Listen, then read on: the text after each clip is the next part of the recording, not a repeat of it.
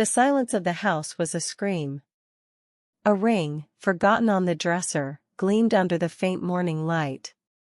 A hastily closed suitcase lay on the floor. The door opened, revealing emptiness. Days dragged on, turning into weeks, then months. The mirror reflected a woman who no longer recognized herself. A car pulled up on the street, the police cruiser's lights flashing in the dark. The shock paralyzed her body, but her soul was already in pieces. A whispered name, a distant memory, an uncertain future. Sofia's life was a mosaic of vibrant colors, painted with the dreams of a family who had just moved into a charming townhouse in the Brooklyn Heights neighborhood of New York City. She and her husband, David, a promising architect, had invested every penny and every hope into this new home. The smell of fresh paint still lingered in the air, mingling with the aroma of coffee Sofia brewed every morning. They had 2 children, little Clara, 7 years old, with her golden curls and easy laugh, and 15-year-old teenager Lucas, an intelligent and observant boy who dreamed of becoming a filmmaker. Sofia, a talented interior designer, had put her career on the back burner to dedicate herself to organizing the new house and her family. Her biggest project was to transform that townhouse into a haven of love and joy, with a lush garden where Clara could pick flowers and Lucas could read his scripts. David, in turn, was the pillar of the family, a loving, devoted man with a contagious sense of humor. His architectural firm, Horizon Designs, was on the rise, and he was about to close a grand contract that would change everyone's lives. On that spring morning, the sun streamed through the kitchen window, illuminating the breakfast table. David, with his usual smile, promised Clara he would pick her up from school that day, something she adored. "Daddy's picking you up today, my love. How about some ice cream afterward?" he said, ruffling his daughter's hair. Clara jumped with joy. Sofia, however, felt a pang of apprehension. David had been exhausted, overwhelmed with work responsibilities and the pressures of the new project. "Don't push yourself too hard, my love. You need to rest," she warned, caressing his face. He just smiled, kissed her, and hurried out, promising to be back soon. Hours later, Clara waited anxiously at the school gate, her eyes fixed on the street. Time passed, other children were picked up, and the gate emptied.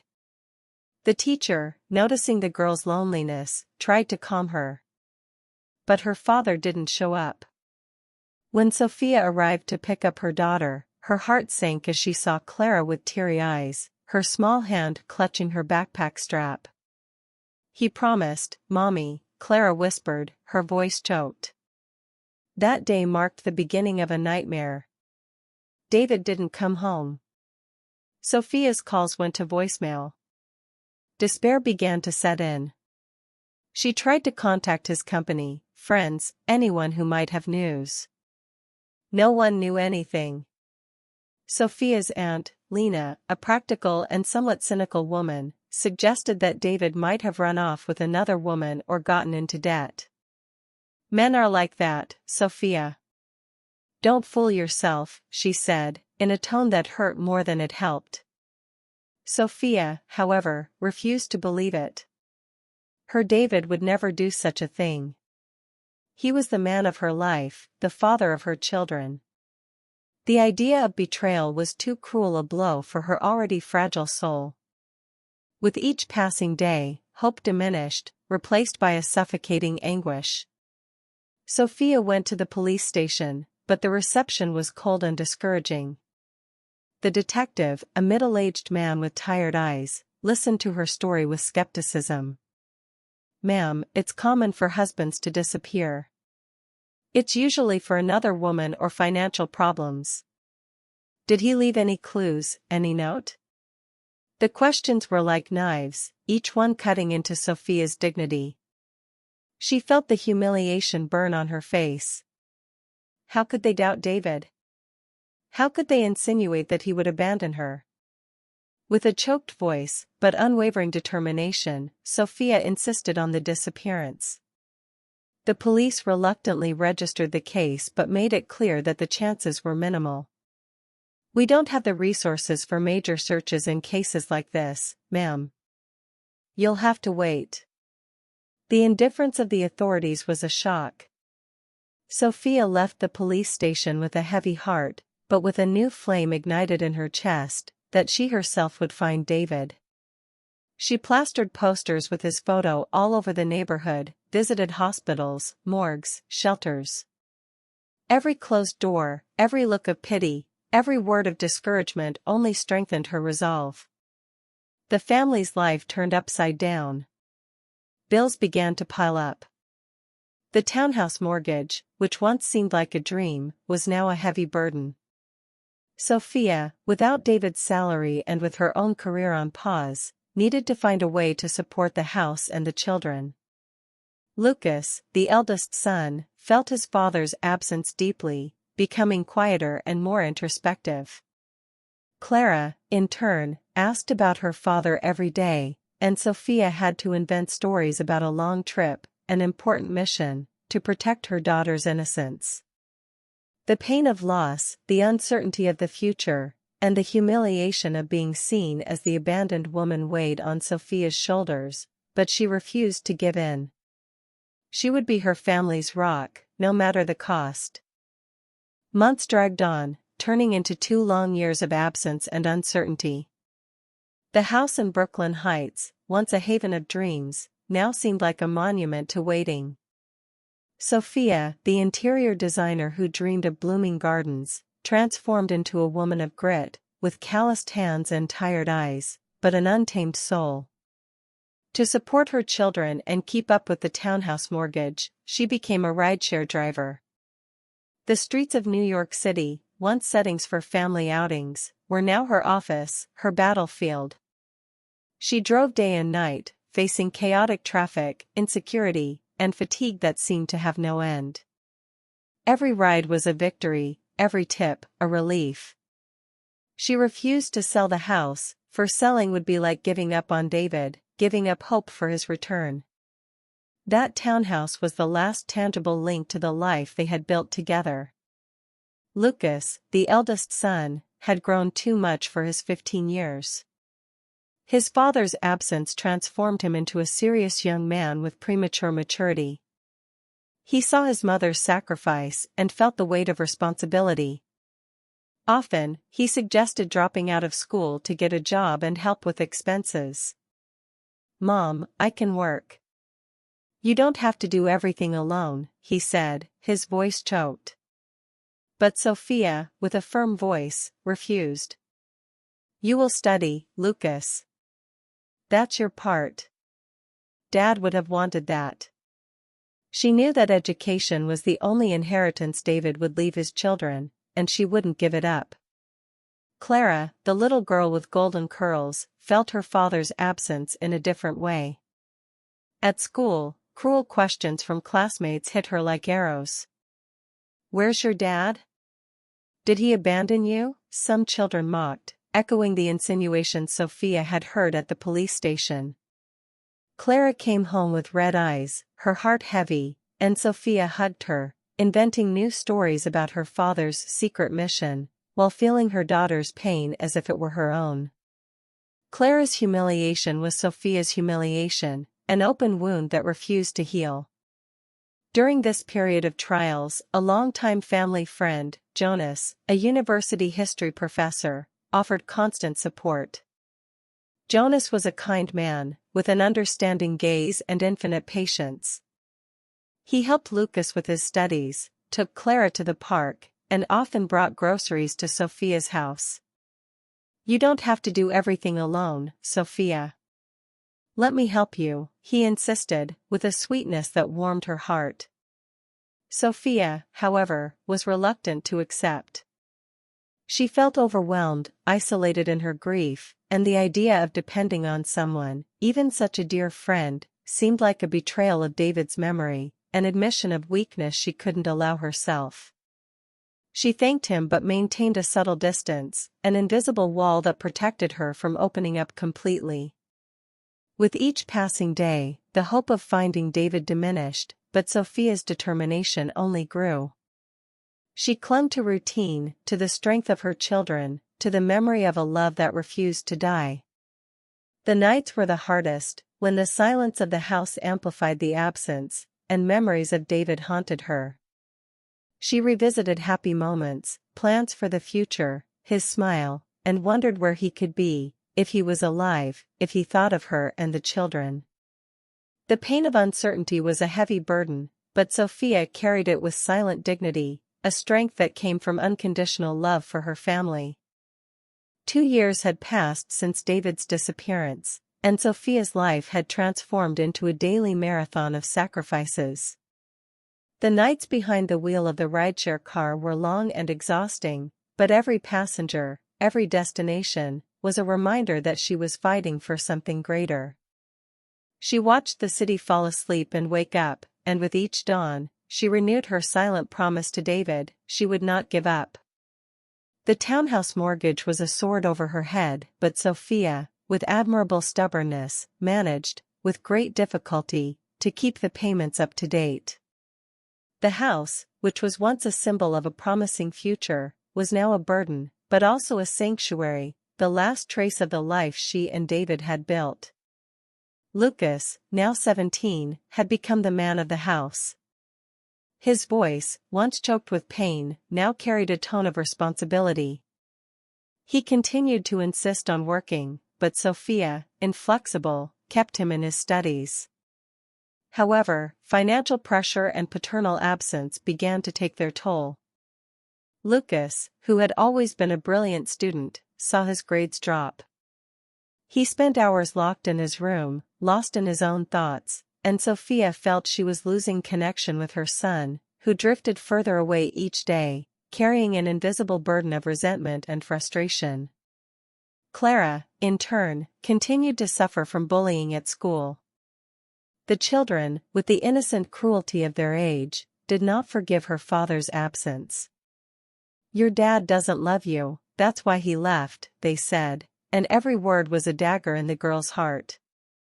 Sofia tried to protect her but knew she couldn't shield her daughter from reality. Clara's pain was a mirror of her own pain, a wound that refused to heal. With every hug, every invented story about David, Sofia felt the helplessness of not being able to bring her children's father back. Jonas, the family friend, continued to be a constant and comforting presence. He offered to take the children to school, helped with groceries, and sometimes stayed with Clara while Sofia worked. His kindness was a balm, but Sofia still maintained a barrier. She feared dependence, feared that accepting too much help would mean admitting she couldn't do everything alone, that David truly wouldn't return. There was also a subtle fear that Jonas's closeness could be misunderstood, both by herself and by others, and that would be a betrayal of her husband's memory. She felt trapped in an emotional limbo, between gratitude for Jonas's friendship and unwavering loyalty to David. Sofia's life was a tightrope walk, balancing between hope and despair. She clung to small rituals, the cup of coffee on the balcony at dawn, the smell of David's clothes she still kept, the family photo in the living room. Each of these objects was a reminder of a happy past, but also a torment, a broken promise. With each passing day, David's absence became more palpable, heavier. New York City, with its vibrant beauty, seemed indifferent to her pain, and Sofia felt like a stranger in her own life, a woman who had lost not only her husband but also herself. Sofia's exhausting routine as a rideshare driver, interspersed with worries about her children and the struggle to keep the house, was a vicious cycle of fatigue and hope. She clung to the idea that David would return, but with each passing day, that hope grew fainter, more painful. Until one rainy afternoon, while Sofia waited for a ride at a busy taxi stand in downtown Manhattan, her cell phone rang. It was an unknown number with an area code from another state. Hesitantly, she answered. The voice on the other end belonged to a woman, choked with emotion. "Miss Sophia? My name is Anna. I'm a social worker at a nursing home in Albany, New York. We found a man here who, well, he doesn't remember anything, but we have some old documents with the name David Miller and an emergency contact that seems to be yours." Sophia's heart pounded. David. Alive. The news hit her like lightning, an overwhelming mix of relief and disbelief. She could barely breathe. Is he okay?" she managed to ask, her voice failing. Anna explained that David had been found wandering on the street a few months ago, disoriented and with no memory. He had been in the nursing home's care ever since, and only now, after a more thorough examination of the few belongings he carried, had they been able to identify a possible contact. The amnesia was total.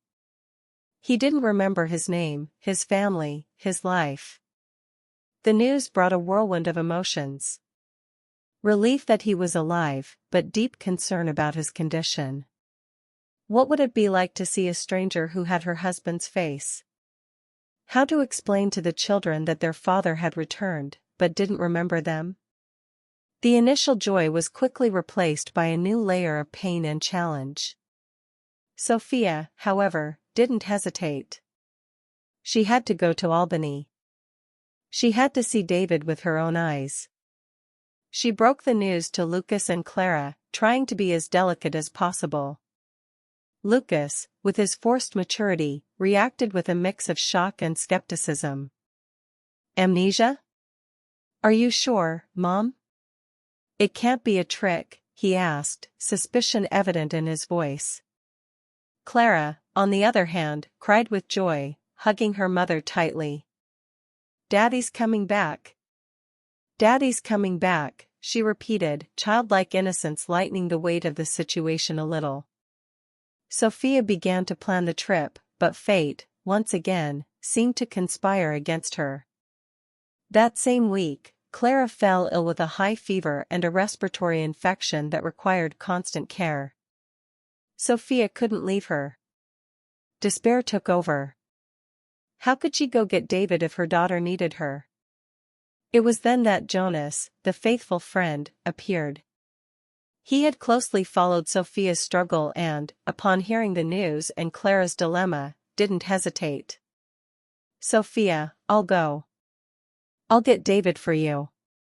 You need to stay with Clara," he said, with a firmness that allowed no refusal. Sophia, reluctant at first, realized she had no other option. Gratitude mingled with guilt, but the necessity of finding David was greater. She handed Jonas the few documents she had of David, a family photo, and a card with the nursing home's address. With a heavy heart, but a glimmer of hope, she watched him leave, entrusting him with the most important mission of her life. The wait for David's return, now with the certainty that he was alive, but with amnesia as a dark veil, was a different kind of torture. Sophia cared for Clara, who was slowly recovering from her fever, while her mind traveled to Albany, imagining Jonas's reunion with her husband. Every hour that passed was an eternity, and anxiety gnawed at her insides. She tried to stay strong for the children, but the uncertainty of David's reaction, whether he would recognize her, whether anything remained of the man she loved, was a heavy burden. Finally, Jonas's call came. His voice, previously calm, now carried a tone of apprehension. "Sophia, he's on his way. But, it's complicated. He doesn't remember anything, not even his own name. It's like he's a stranger." Jonas's words confirmed Sophia's worst fears. David was coming back, but he wasn't the David she knew. The day of his return was a mix of celebration and mourning. When Jonas's car pulled up in front of the Brooklyn Heights townhouse, Sophia felt her heart leap into her chest. He was there, David, the man she loved, but with an empty, lost gaze. His eyes, once full of life and tenderness, no longer recognized her. He got out of the car, hesitant, observing the house and the family with a distant curiosity, as if he were in a completely unfamiliar place. Clara, who had recovered and was full of anticipation, ran to hug her father. "Daddy! You're back," she cried, with a child's innocent joy. But David didn't react.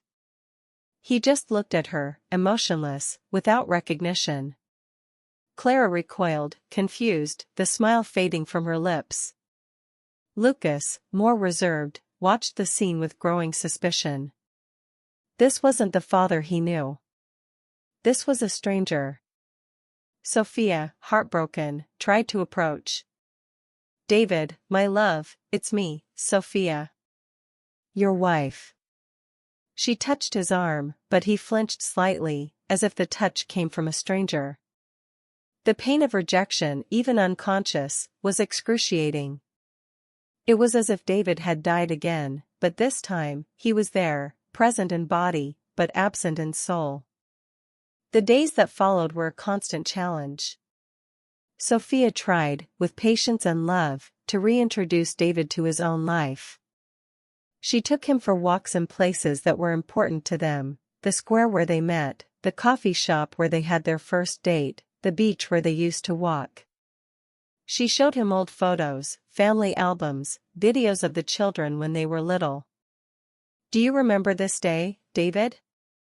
It was Clara's birthday, you made that funny cake." But his eyes remained empty, with no flicker of recognition. David showed increasing frustration with his condition. He felt guilty for not remembering, for not recognizing the people who claimed to be his family. "I'm sorry. I don't know who you are," he repeated, his voice filled with anguish. The tension in the house was palpable. Lucas, in particular, couldn't accept his father's amnesia. He spent hours observing David, looking for any sign that it was a trick. The eldest son's suspicion was a new conflict for Sofia, who found herself torn between faith in her husband and concern for Lucas's pain and skepticism. One afternoon, Lucas, rummaging through David's old boxes, found a crumpled note with a phone number and a name, Isabel, construction company. He remembered seeing a woman with that name in an old photo of his father, at a company event. The seed of doubt, planted by his Aunt Lena years ago, began to sprout in Lucas's mind. What if the amnesia was an excuse? What if David had, in fact, run off with another woman, and now he was pretending to avoid the consequences? The idea was cruel, but to Lucas, it made sense. He decided to investigate on his own, without telling his mother, nurturing a secret that could destroy Sofia's fragile hope. David's presence in the house was a constant reminder of what had been lost. He was a stranger with the face of the man Sofia loved, and every interaction was an exercise in patience and pain. Sofia continued to try to rekindle his memories, showing him photos, telling stories, reliving moments. She took him to the garden they dreamed of building together, describing every flower, every plant David had planned. "You wanted a rose bush here, David, right by the kitchen window. You said the smell would remind you of me." He listened with an expression of effort, a furrow of frustration on his brow, but recognition never came. David's frustration with his own condition was palpable. He felt like a burden, an intruder in his own home. Often, he would isolate himself, sitting silently on the balcony, watching the street with a distant gaze. The guilt of not remembering, of not being able to connect with his family, consumed him. He tried to help with household chores, but his movements were clumsy, uncertain, like someone relearning how to live. Lucas, meanwhile, was increasingly convinced that his father's amnesia was a trick. The note with the name Isabel and the construction company hammered in his mind. He began to research Horizon Designs, David's company, and discovered that it had faced serious financial problems and an embezzlement scandal shortly before his father's disappearance. The coincidence was unsettling. Lucas, with the cunning of a young detective, decided to go see Isabel. He found the address of the construction company and, one day when Sofia was working, took a bus and went there. At the Horizon Designs headquarters, Lucas managed, with some persistence, to speak to Isabel. She was an elegant, middle-aged woman with a professional demeanor.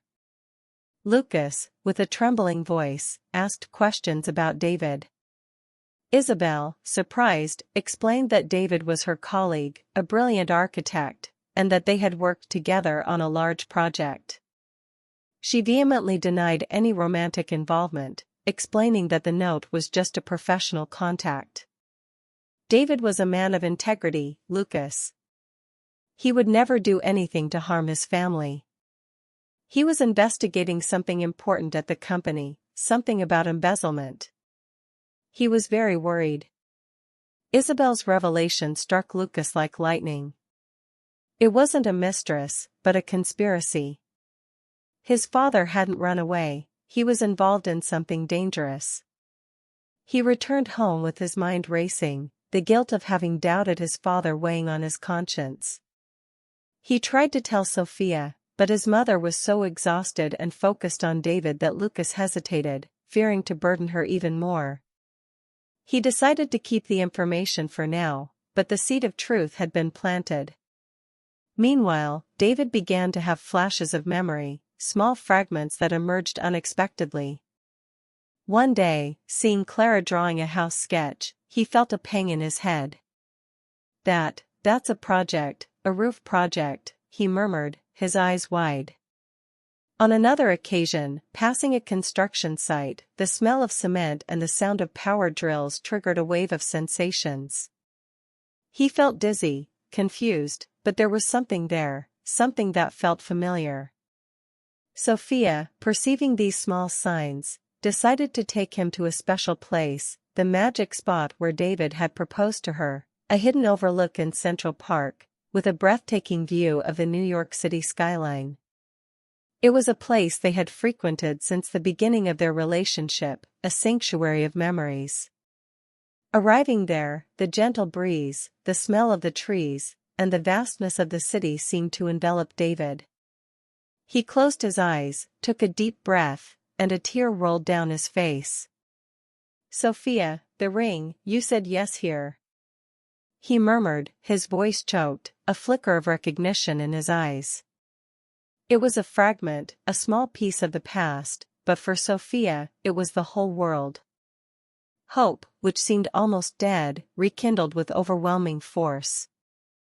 David's small fragment of memory at the overlook was a ray of sunshine amidst the darkness that enveloped the family.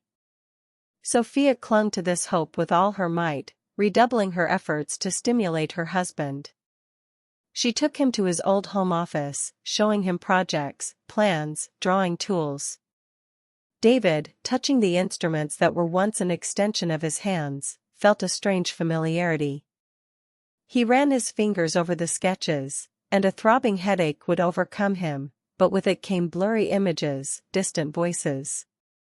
While David struggled to reconnect with his past, Lucas, the eldest son, was immersed in his own investigation. The conversation with Isabel at the construction company had raised a red flag. He began to delve deeper into the embezzlement scandal at Horizon Designs. He discovered that one of the main individuals involved was a financial director named Gustav, who had mysteriously disappeared shortly after David. The plot was becoming more complex and dangerous. Lucas felt he was approaching a dark truth, and with each new discovery, his concern for his father's and his family's safety grew. The tension in the house was a taut rope. David, with his increasingly frequent but still disjointed memory flashes, became irritable and confused. He felt frustrated at not being able to piece things together, at not fully recognizing the people who loved him. Sofia, in turn, felt the weight of responsibility for caring for David, the children, and maintaining the house, all while trying to decipher the mysteries surrounding her husband's disappearance. One evening, as David tried to sketch something on an old drafting board, he had a more vivid flash. He saw himself in a heated discussion with someone in an office, documents thrown on the table, voices raised. The image of a face, distorted by anger, appeared in his mind. It was a familiar face, but he couldn't identify it. The headache was unbearable, and he fainted. Sofia, finding him, panicked. She rushed him to the hospital. Doctors said it was a stress spike, likely related to the brain's attempt to process memories. David recovered, but the incident made Sofia even more apprehensive. She knew she was in a race against time, that every fragment of David's memory could be a key to the truth, but also a trigger for something dangerous. Lucas, learning of his father's fainting spell, felt he had to act. He could no longer keep the information he had discovered to himself. He decided to tell Sofia everything. In a tense and emotional conversation, he revealed the story of Isabel, the scandal at the construction company, and Gustav. Sofia, shocked, felt the ground give way beneath her. This wasn't just a disappearance, it was a conspiracy. The humiliation of being seen as the abandoned woman was replaced by a cold anger and an even greater determination. Her David hadn't fled, he had been a victim of something much larger. From that moment on, Sofia and Lucas joined forces. They began to investigate together, sifting through David's old documents, looking for any clue that could link his disappearance to the embezzlement scheme. The house, once a place of silent waiting, was now transforming into an investigation headquarters. With each new discovery, the web of lies and betrayals became clearer, and the figure of a hidden enemy began to emerge from the shadows. Sofia's house, once a home of dreams and then a sanctuary of pain, was now transforming into an operations center. Every night, after the children were asleep and David, still in his state of partial amnesia, was at rest, Sofia and Lucas pored over David's old documents. Contracts, emails, scribbled notes and notebooks, every piece of paper was a puzzle piece. Lucas, with his young and sharp mind, was essential for deciphering the technical language and financial flows of the construction company. Sofia, with her keen intuition and knowledge of David's routine, managed to connect dots that previously seemed disconnected. They discovered that David had been the lead auditor for Horizon Design's projects and that, shortly before his disappearance, he was investigating a series of irregularities in a large real estate project. There were suspicious bank transfers, falsified invoices, and a money trail that led to offshore accounts. Gustav's name, the financial director who had also disappeared, appeared in several of these documents, always in questionable transactions. As the investigation progressed, David continued to have memory flashes, increasingly intense and disturbing. One day, watching a news report about a corruption scandal, he had a clear vision of himself in a tense meeting, confronting Gustav. "You're embezzling money from the company, Gustav." "I have the proof," he heard his own voice scream in his mind.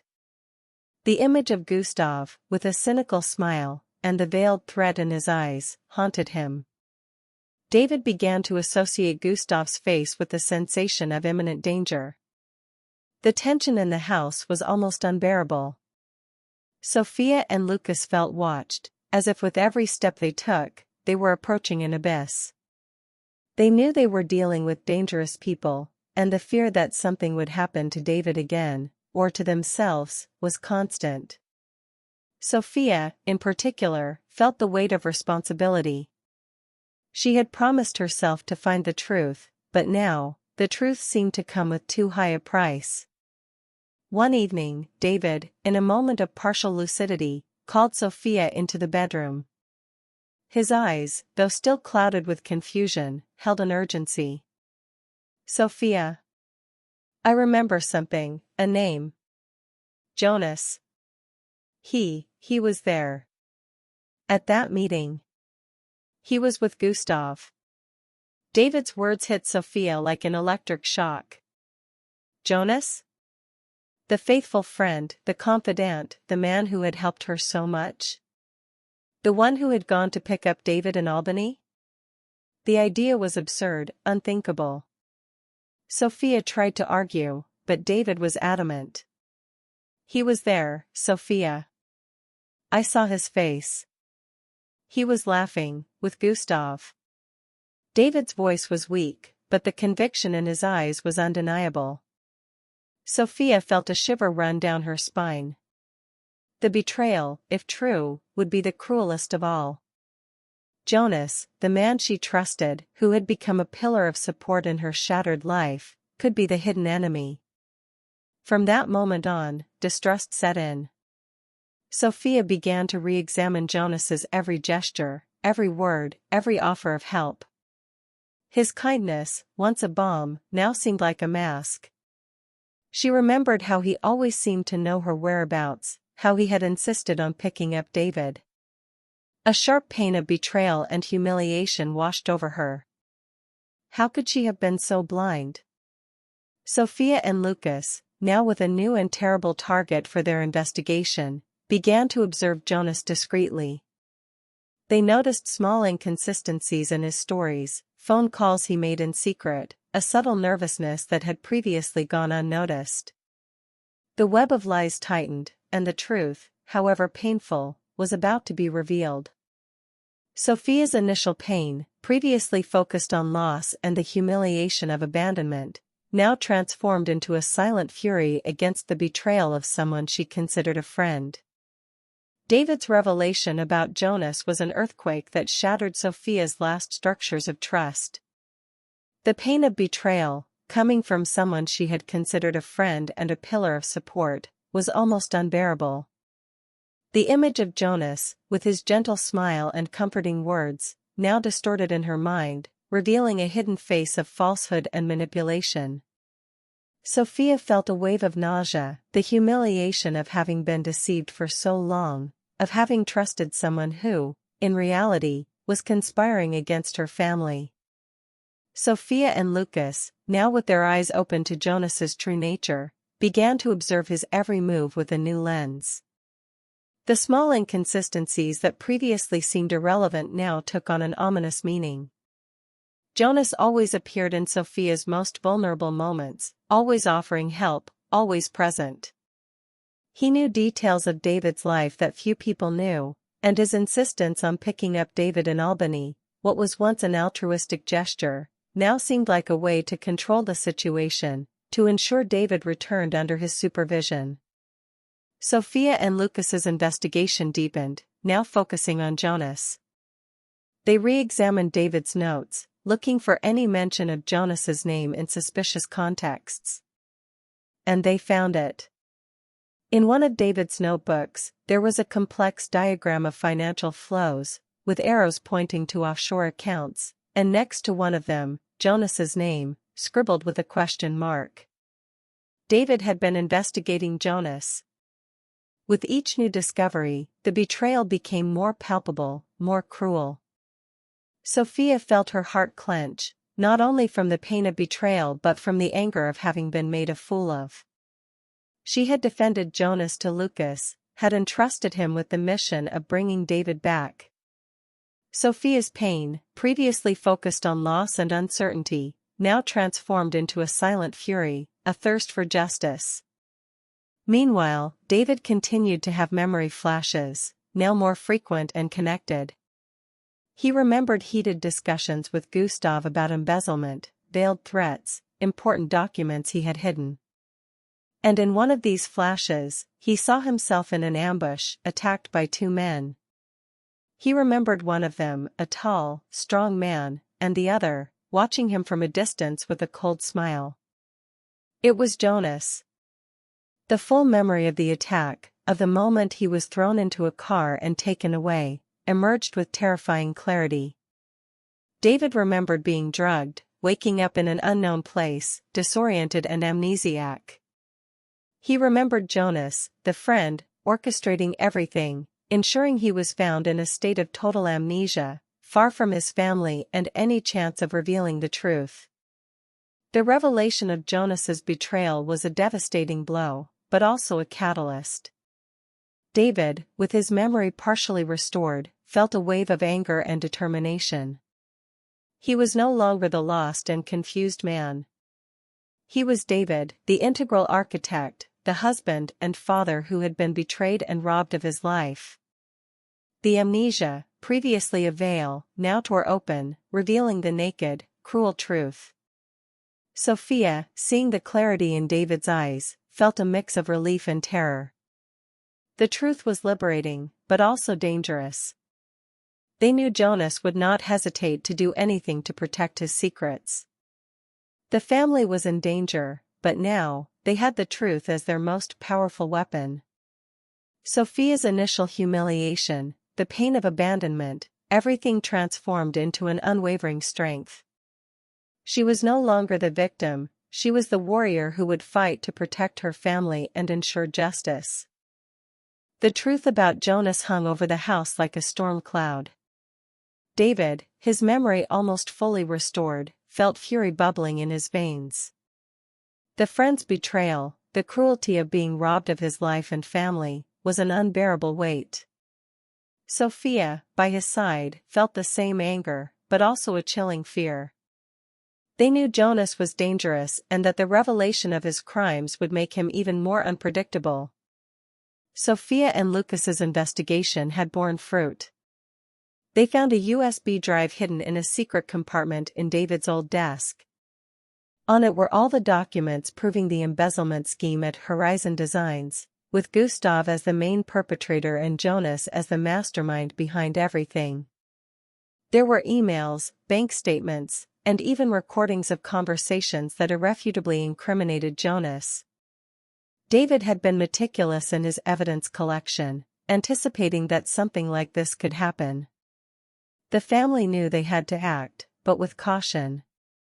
Jonas, realizing that David was recovering his memory and that the family was investigating, began to intensify his visits, with an air of false concern that now sounded sinister.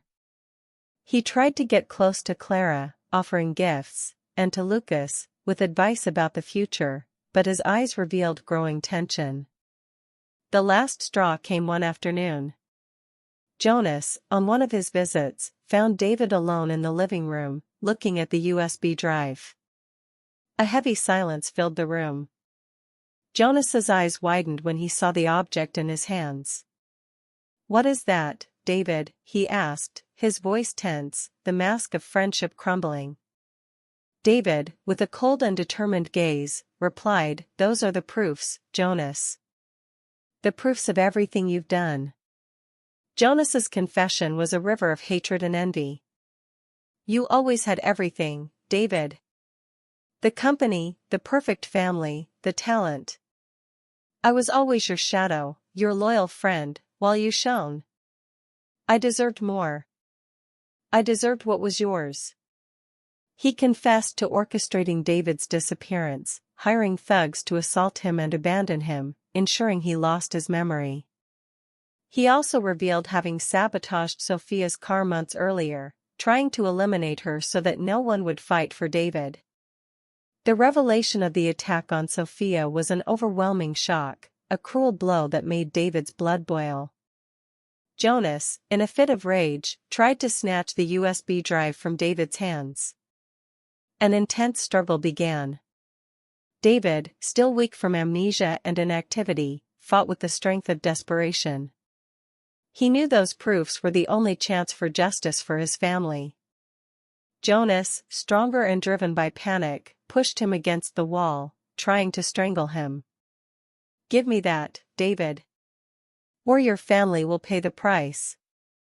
At that exact moment, Sofia and Lucas, who had arrived home and heard the commotion, entered the living room. The scene was terrifying. Jonas, with his hands on David's neck, his face contorted with hatred. Sofia screamed, a cry of fury and despair that echoed through the house.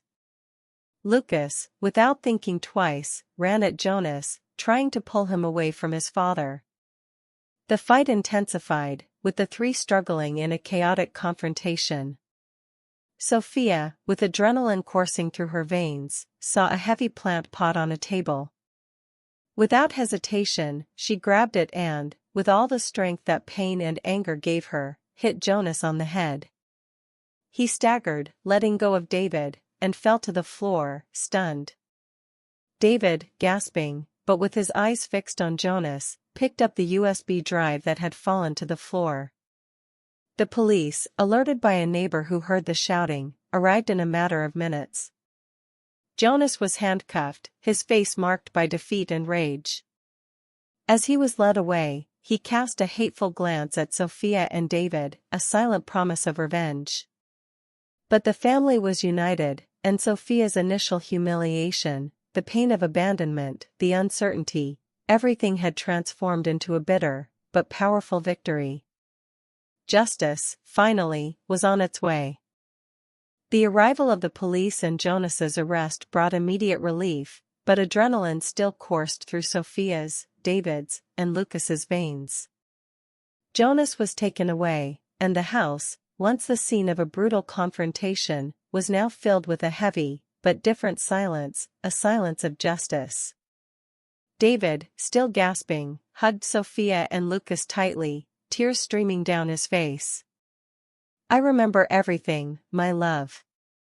Everything," he whispered to Sofia, his voice choked with emotion and relief. The amnesia, the veil that separated him from his life, had finally completely dissipated.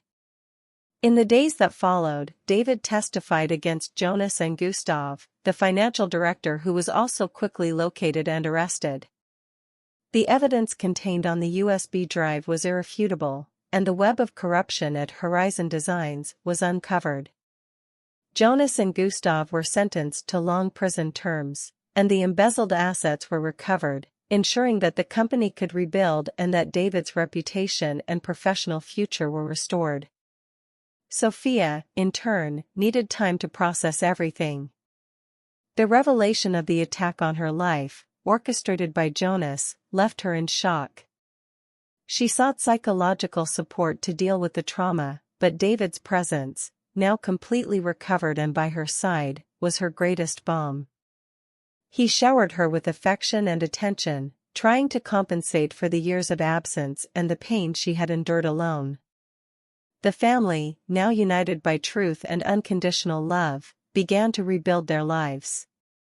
David, although still with some emotional scars from the amnesia and betrayal, was determined to be a present husband and father, more than ever.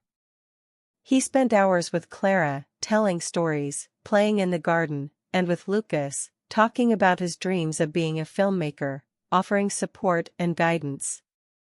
The relationship with Lucas, once marked by distrust, was now one of deep admiration and mutual respect. The house in Brooklyn Heights, which had witnessed so many moments of pain and uncertainty, began to fill again with laughter and plans. Sofia and David resumed the garden project, planting rose bushes and colorful flowers, a symbol of renewal and hope. Sofia, with David's support, decided to resume her career as an interior designer, but now with a new perspective, valuing every moment and every project. Months later, the Miller family's life had found a new rhythm. David was back in architecture, working on projects that truly inspired him, with a new company that valued ethics and transparency. Sofia was flourishing in her career, and Lucas had returned to being the brilliant student, with a film script in mind, inspired by his own family's story.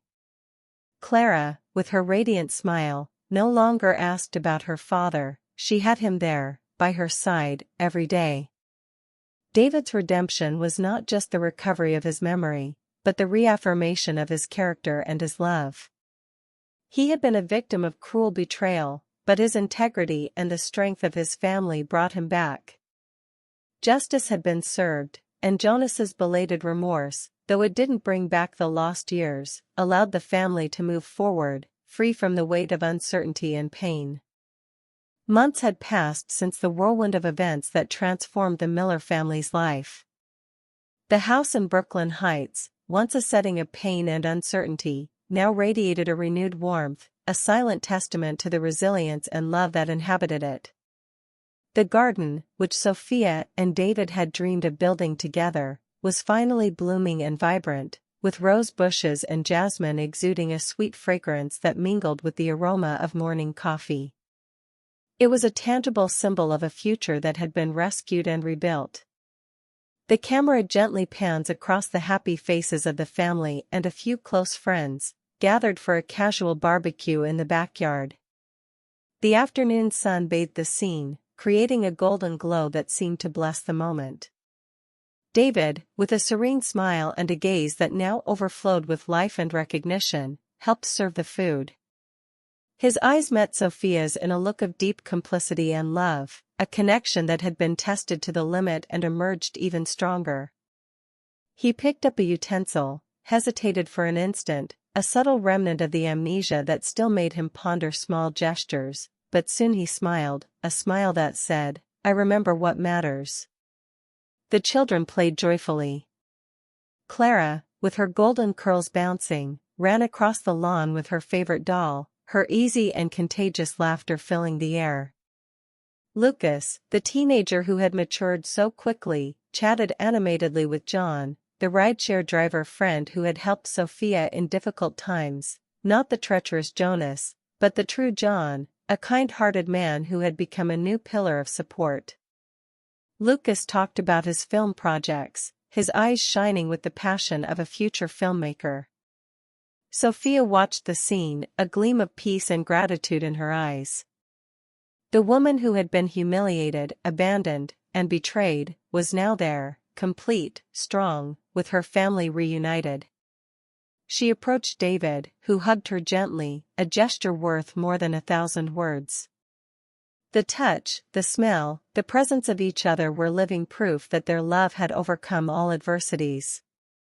The image slowly pulls back, showing the family united, under the sun, in their rebuilt home. It was not just a house, but a sanctuary of overcoming, a testament to the power of love and human resilience.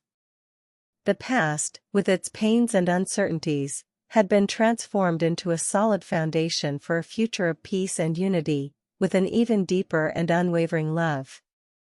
Life, in its complexity, teaches us that true dignity is not lost in the humiliations imposed upon us, but is found in the courage to face them and the strength to overcome them. Perseverance is the flame that illuminates the darkest paths, and true love, the one that withstands the storms of betrayal and the abysses of memory, is the anchor that keeps us firm. Justice, sometimes slow, always finds its way, and the greatest emotional revenge is the peace of rebuilding one's own happiness, with the unwavering certainty that what truly matters, in fact, is never forgotten.